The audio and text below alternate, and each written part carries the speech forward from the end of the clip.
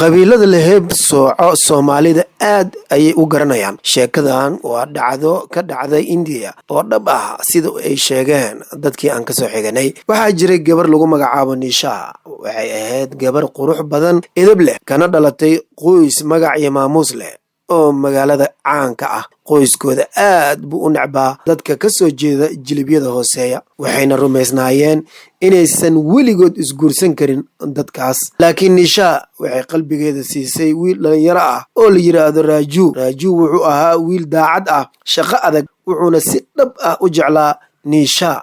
Inkasta uu ka soo jeedo qabiil hoose, haddana wuxuu lahaa akhlaaq iyo ixtiraam. jaceylkooda wuxuu noqday mid qoto dheer, waxayna go'aansadeen inay noloshooda ku midoobaan. Laakiin markii ay qoyskii gabadha ogaadeen, dagaal ayaa bilowday. Hooyada Nisha waxay ku tiri, wiilkaas kama imaan qoys nala mid ah, ma aqbali karo jaceylkan. Nisha waxay isku dayday inay si fiican ugu sharaxdo in Raaju yahay nin fiican, qalbi wanaagsan leh, balse qoysku waxay diideen inay maqlaan. Waxaa loo hanjabay gabadha, loona sheegay haddii ay raacdo wiilkaas in ay ka saari doonaan guriga. Raaju oo qalbigiisu jabay wuxuu u sheegay Nisha inuu diyaar u yahay inuu ka tago si aysan iyadu dhib u marin. Laakiin Nisha waxay tiri, jaceyl micno ma leh haddii uu boqo ka noqdo cadaadis. Waxay go'aansatay inay la cararto Raaju. Markii dambe, markii qoysku ay arkeen in jaceylkoodu yahay mid run ah, waxay ogolaadeen inay dib u fikiraan. Aabbaha Nisha